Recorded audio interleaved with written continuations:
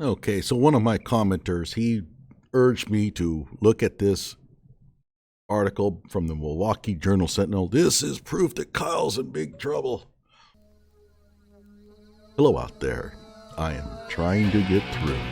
With his powerful brainwaves cradled in the warmth of reasoning, it's time for Johnnie Walker Dread to straighten you out on a thing or two. Emanating all the way from exciting Las Vegas, Oklahoma, it's the Johnnie Walker Dread Show. All right, article by Gina Barton for the Milwaukee Sentinel. Let's take a look at this so-called news article. Jeremiah just wanted to find his car and go home, but he was trapped. Oh my God, trapped. Oh, that's terrible. Let's see what happened to him. A massive line of police in riot gear had just forced him and hundreds of other protesters out of Kenosha's Civic Center Park and into the street. After that, there was nowhere to go.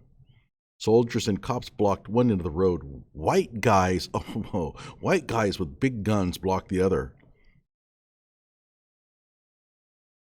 All their whiteness there terrorizing the people. Can't get past them because they're white.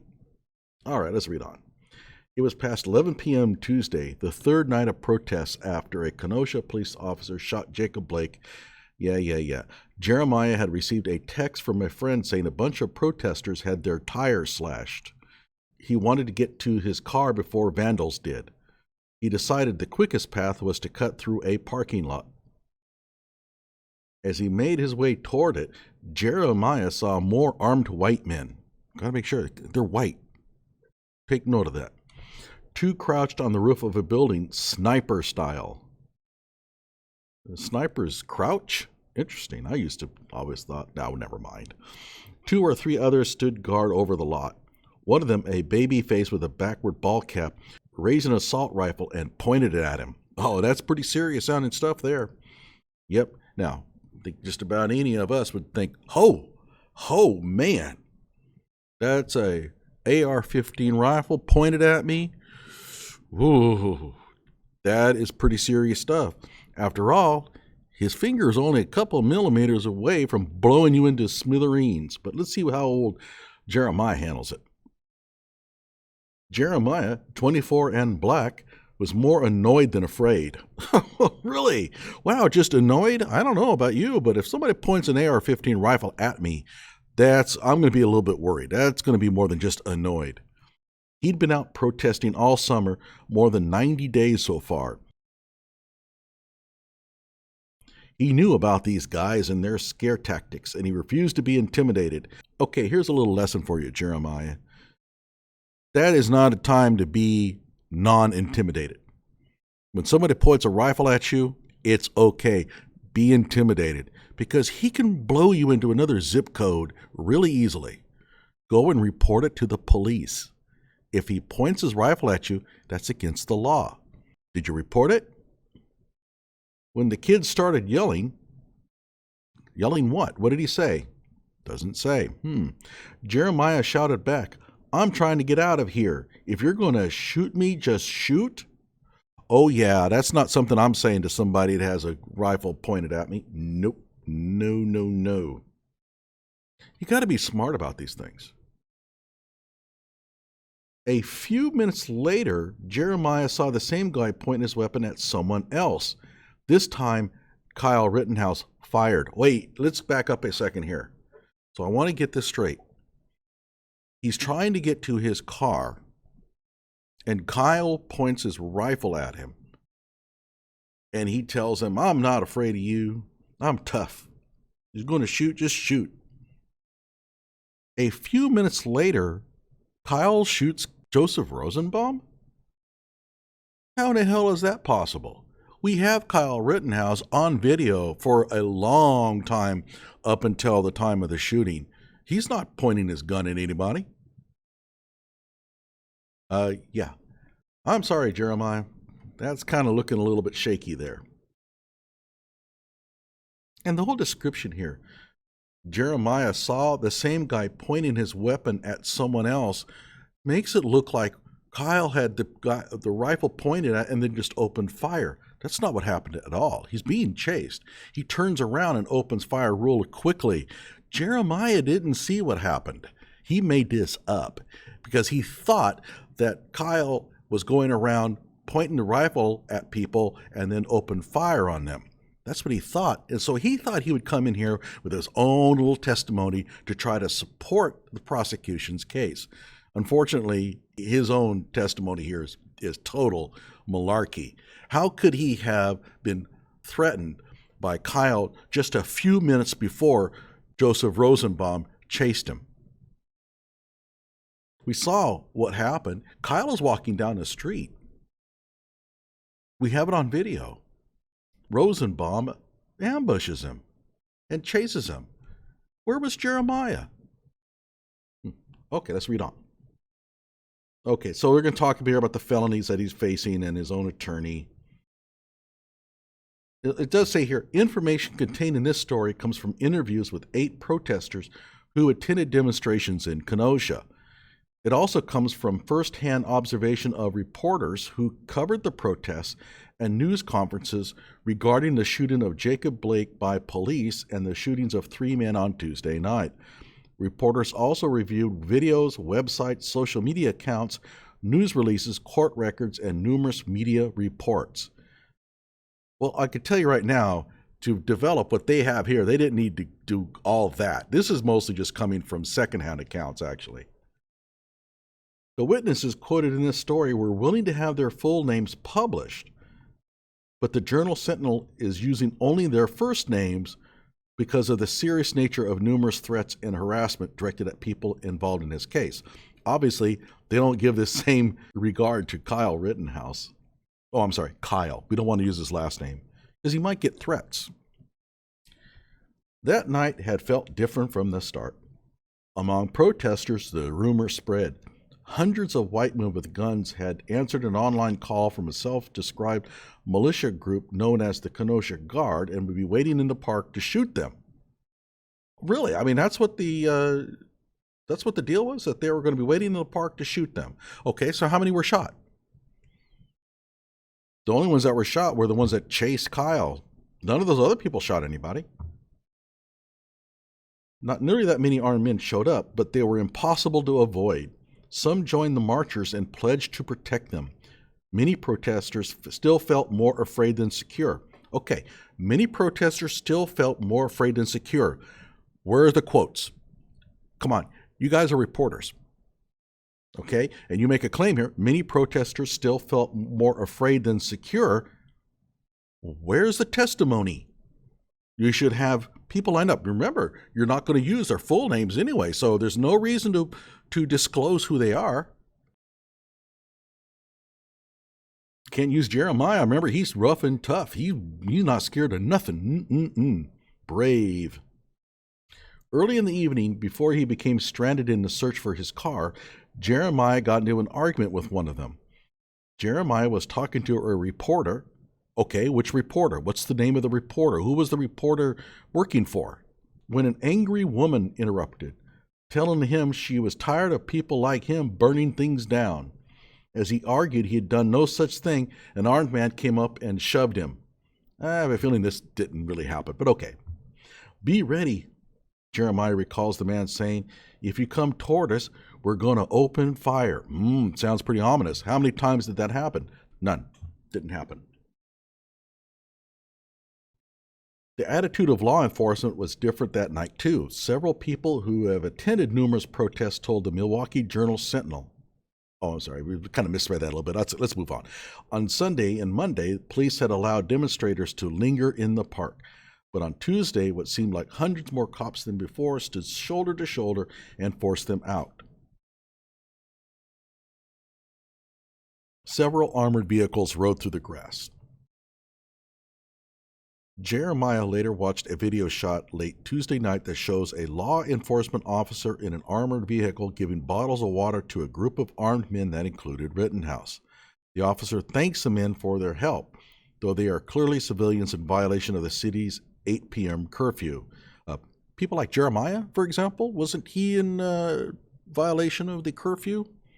What about all these medics that we're going to hear about from here on, like Gage Grosskreutz and this other one, and we'll read about her, Mara McKenzie or whatever.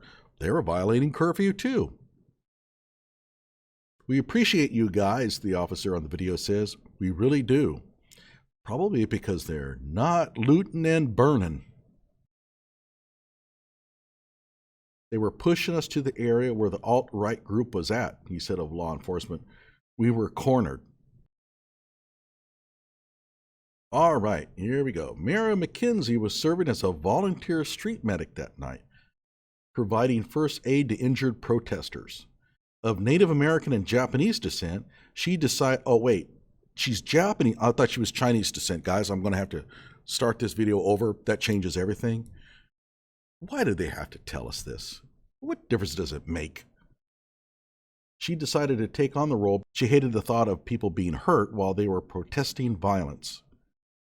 Earlier in the evening, she treated a woman hit in the eye with a ricocheted rubber bullet and helped others wash away the tear gas that blurred their vision.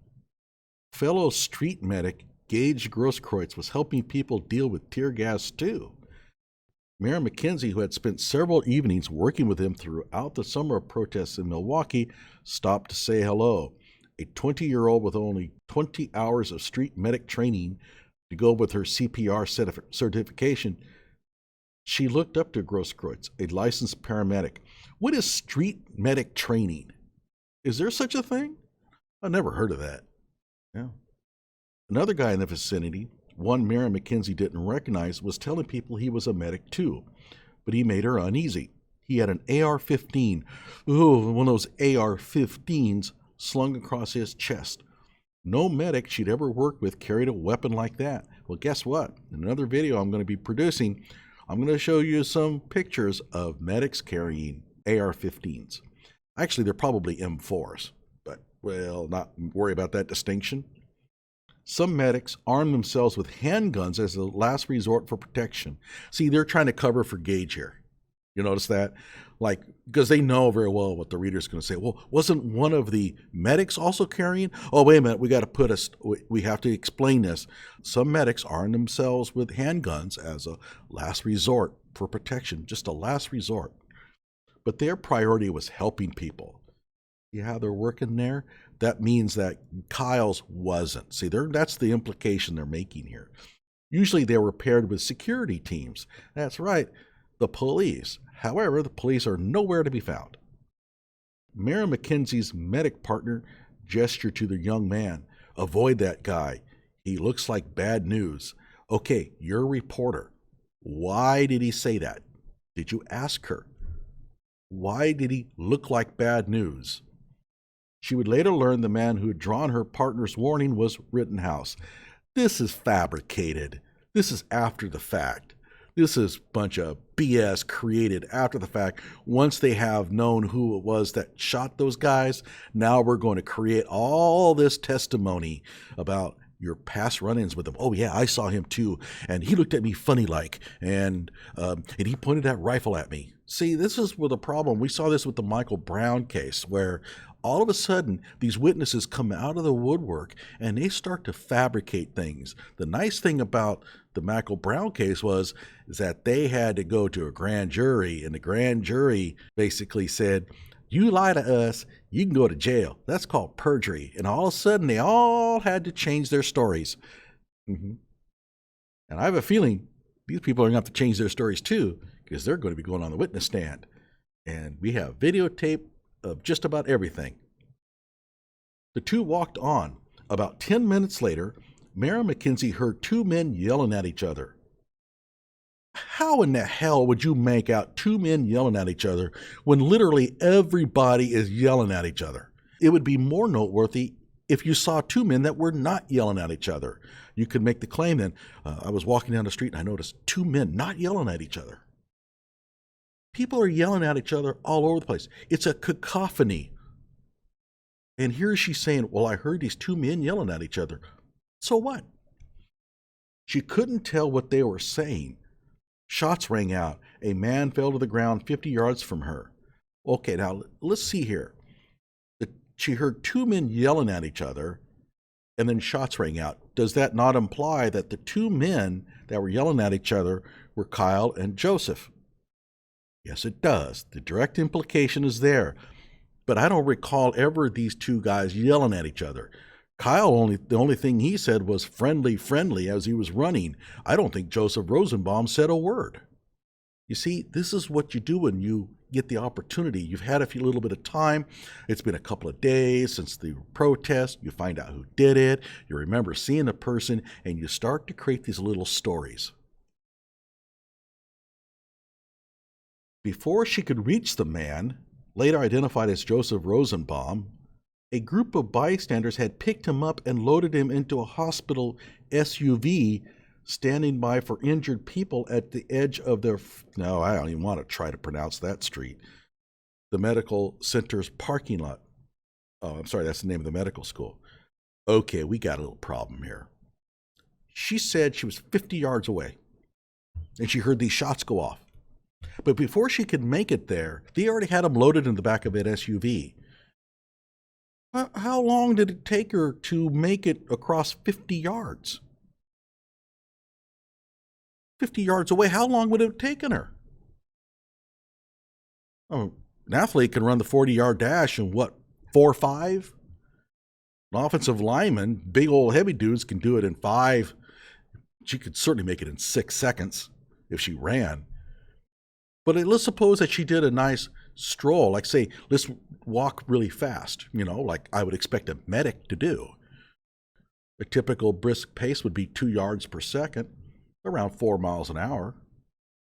That's that's not even running, that's not even jogging, that's just kind of a very fast walk. And so it shouldn't have taken her 25 seconds to make it to the scene. But they already had him loaded in the back? What was she doing? Like, dozy, dozy, do. I'm going to walk on over. There's somebody been shot, and I'm a street medic, and I'll just kind of stroll on over and see if I could help. And like, is that what she was doing? 50 yards. Even I could make it in probably 5 seconds. 10 seconds. Okay. Back up, Mara McKenzie yelled at the crowds trying to live stream the scene. Give the patient his privacy. He's not worried about that.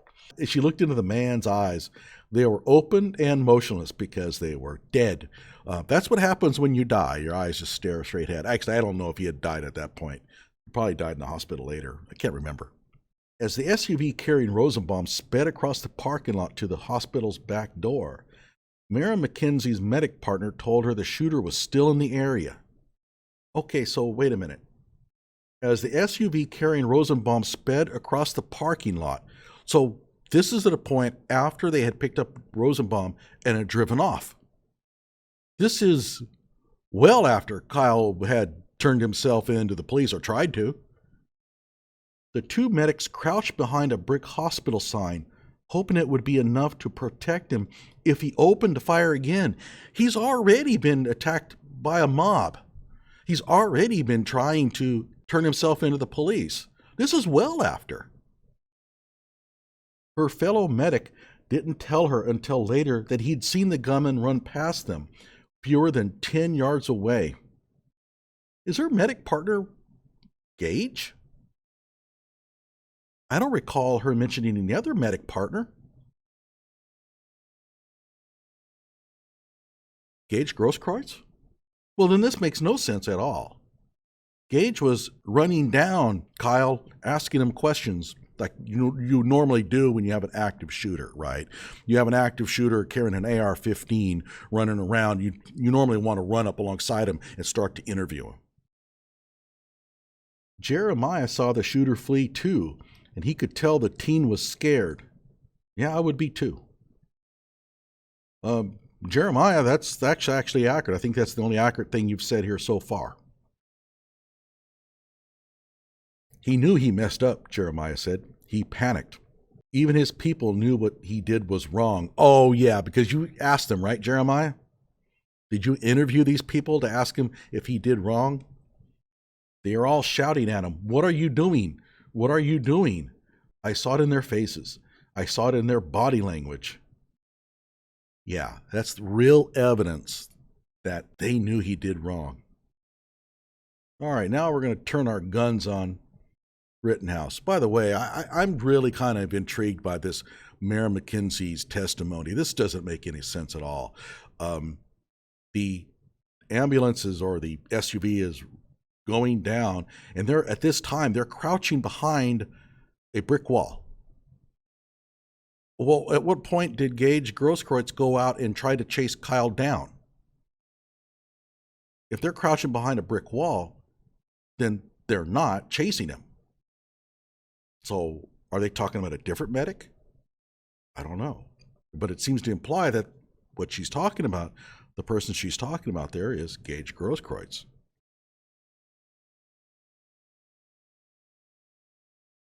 Rittenhouse considered himself a member of some sort of militia. Actually, that's not true. He never did. Trying to protect life and property, according to his social media posts and video interviews. So a person trying to protect life and property to them is a kind of a militia person. That's a pretty loose definition. Hours before the shootings, he stood in front of a boarded up building for an interview with the Daily Caller.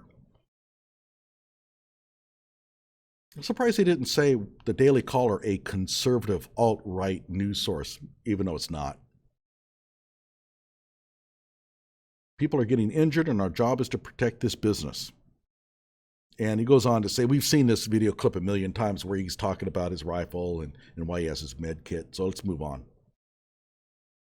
Rittenhouse idolizes the police. Gee, a little bit emotional with the language there. How about admires? Oh no, we can't use admires. It doesn't quite have the same impact. Idolizes. That's cultish. His social media accounts, before they were taken down Wednesday, were full of logos and memes supporting law enforcement and showing off his uniform as a member of the Illinois-based Grays Lake and Lindenhurst Law Enforcement Explorers program, which offers use an inside look at policing. Oh my heavens! You see how that works? So they're trying to paint him as pro-law enforcement, which means what? Fascist. That's ultimately what that's about. Rittenhouse, the middle of 3 children, lived in Grays Lake for 4 or 5 years, according to a former neighbor who declined to give her name. Well, okay, they're not going to give her first name either, because then the Rittenhouses will know who she is, so I can understand that. The children appeared to have a difficult home life growing up. Those kids didn't have a chance, she said. Okay, why? Explain. You're a reporter. And this person says these children, they had a difficult life growing up.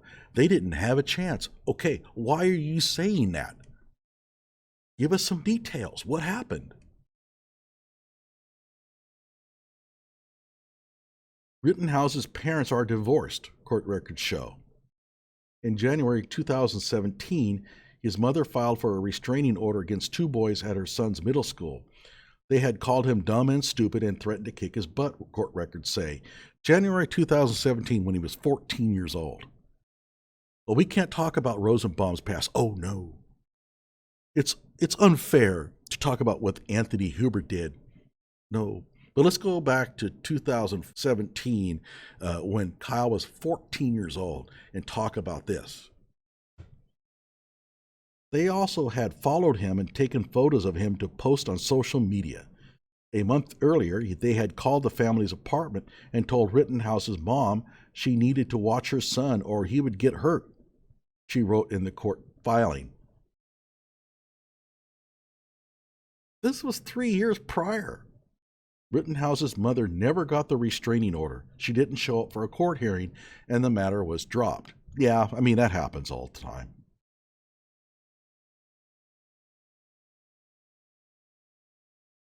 Several former classmates at Lakes Community High School in Antioch told Vice News, oh gosh, they remembered Rittenhouse as short-tempered and easily offended.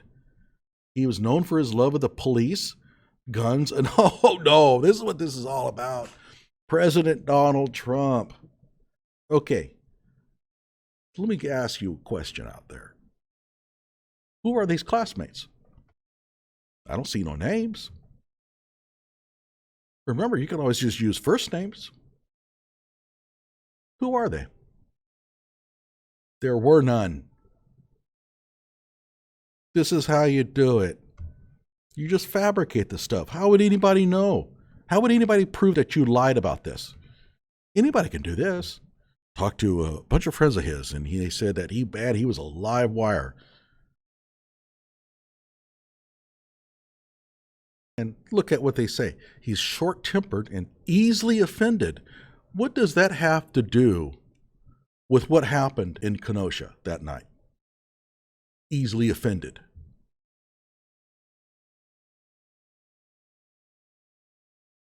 Jeremiah was near the back of the pack chasing Rittenhouse as he fled the parking lot where Rosenbaum died. Jeremiah was more concerned about getting to his car than he was about trying to catch the gunman. Then why is he chasing Rittenhouse? I mean, that doesn't make any sense. I was chasing Rittenhouse, but I was really more worried about getting to my car. Well, go to your car then. Why are you chasing after some dude with a rifle? Anthony Huber was near the front of the group. Jeremiah didn't know Huber well, but had seen him around. A white ally. Oh, see how they're framing this now? This is amazing, the work that these guys do. Huber had participated in June's Black is Beautiful ride, a 16-mile trek to raise money for Milwaukee community groups. Oh, isn't that sweet? Oh, by the way, Milwaukee Sentinel, check into Anthony Huber's background. You had no trouble going into Kyle's. Check into his background. Domestic assault, repeat offender for battery, convicted felon. You don't mention that, do you? I guarantee you that if Kyle had been convicted of a felony prior to this, you would have mentioned it. Who out there thinks that would not have happened? At marches throughout the summer, Huber and his skateboard were a near constant presence. That's because that's all Huber ever did, besides the battery and drug paraphernalia and that kind of stuff. He sometimes served as a scout, rolling ahead of marchers and radioing back about police or hazards along the route. Oh man, these guys are just like regular ninjas, the way that they have organized. Sending out scouts. The last time Jeremiah saw him, Huber was confronting Rittenhouse, who had fallen as he ran. Confronting, huh? Okay. Those brave souls were the ones who ran toward him to try to grab his gun. Jeremiah said, they were heroes. They were trying to save our lives. Oh, wait a minute now. You were chasing after Kyle. Let me see if I have this right. You're chasing after Kyle, and you're thanking Huber for saving your life. Well, it would have been easier, I think, to just not chase Kyle.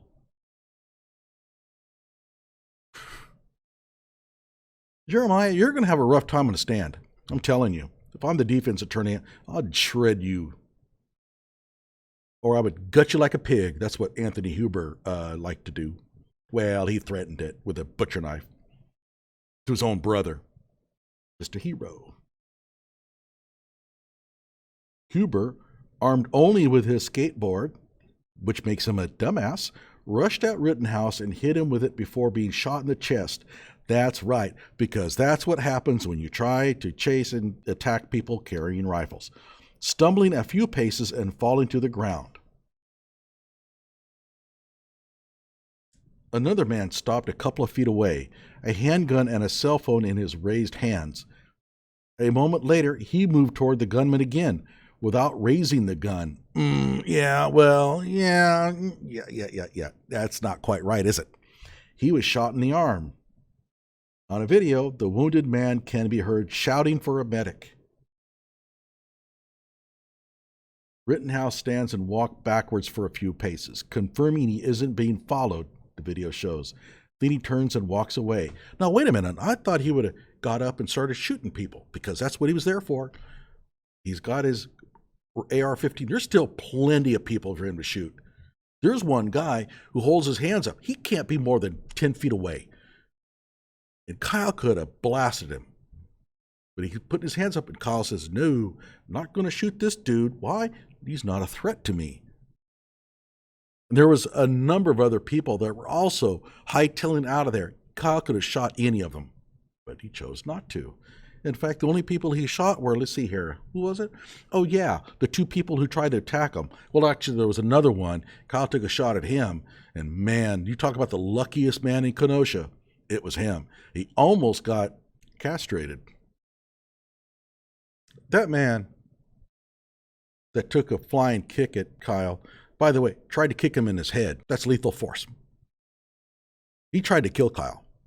There's no other way to describe it. When you try to kick somebody in the head when they're down, that is attempted murder. And Kyle turned around and shot at him. And I'm telling you, that dude that night must not have got a wink of sleep thinking how close he came to having his balls shot completely off. Stupid. That's the big problem here. The big undercurrent that runs through all these guys. Just dumb. Then he turns and walks away. Okay. Everyone was yelling, "That's the shooter," Jeremiah said, and the police just let him pass. I should probably do a separate video on that.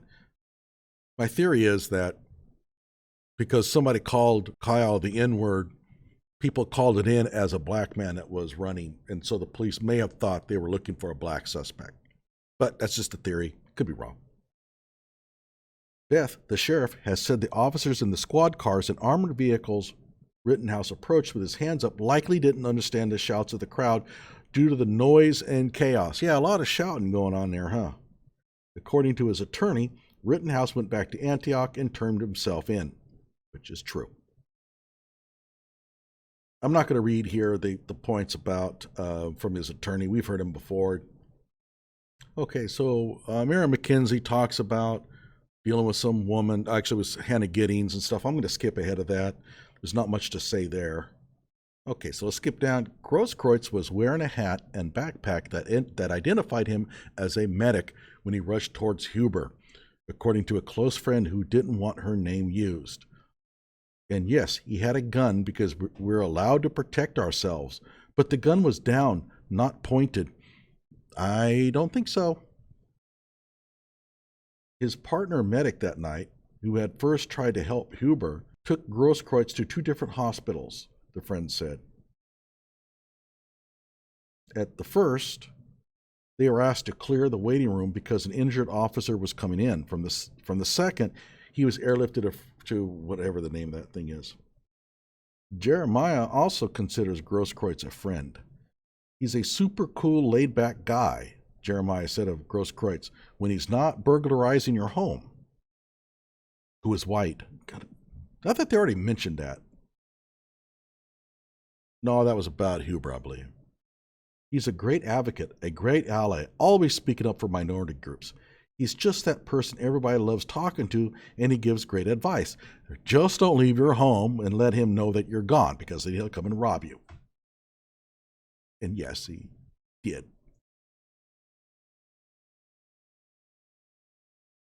Mary McKenzie has turned to Grosskreutz for advice, too. She once called him from a Milwaukee protest when she encountered a woman with an open wound and didn't know what to do.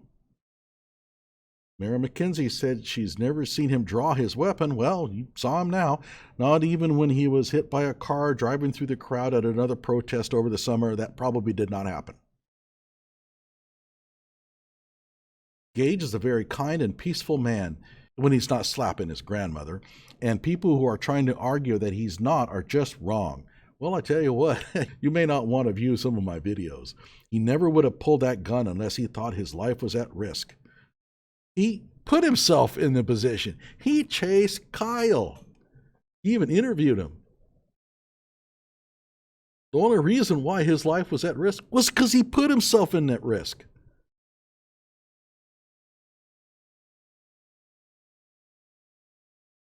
Less than 24 hours later, the woman Mary McKenzie saw outside the hospital was back in Kenosha, speaking to fellow protesters near the place where her boyfriend died. He had so much love in his heart for this city, Hannah said of Huber. He took down an armed gunman with nothing but his effing skateboard, and he took that effing bullet. Well, I'm not certain that he took down an armored gunman. As far as I recall, I think Kyle tripped and fell, which caused Huber to think that he was an easy victim. Still traumatized by the events of the night before, Jeremiah stood and listened. I think we have to continue to fight, he said. We're trying to stop a war, not start another one. What war? You're the one that's creating the war. We're fighting to end racism. By chasing Kyle? Fighting for a better future for our kids and our grandkids. I won't let this stop me. So there you have it. This is junk. It's total junk. We saw this in the Michael Brown case. And as soon as people find out who are the bad guys and the good guys in their mind, out they come with their stories. And people in the Michael Brown case had to kind of actually admit that they had made up the stories because they wanted to help. They wanted to help the community. As they saw this white cop shoot this black dude, and the black dude had his arms up. Well, the black dude didn't. That was the problem. But they thought he did. So they all came out and they came up with their stories and they told all these little details that they thought would help convict that bastard white cop. But it turned out they were lying. They admitted they were lying. There were some credible witnesses there. They checked their backgrounds. Their testimony matched that of the forensics. And guess what? Their testimony supported the police officer. And they were black members of the community. They had no reason to protect the officer. But they were honest. And I think what we see here is just some embellishing of the story. And when the trial comes out, I have a feeling that a lot of these details are going to start to change. By the way, I should mention that Jeremiah was the focus of Orcanut's documentary video, Tracking Kyle Rittenhouse, Kenosha 8-25 protest synchronized videos. Orcanut has gone through a lot of trouble to pull down footage of Jeremiah as he went through the night. Frankly, and looking it all over and looking at his testimony, I don't believe him for a lick, and I have a feeling he's going to be changing his story here pretty soon. Like my video and subscribe to my channel.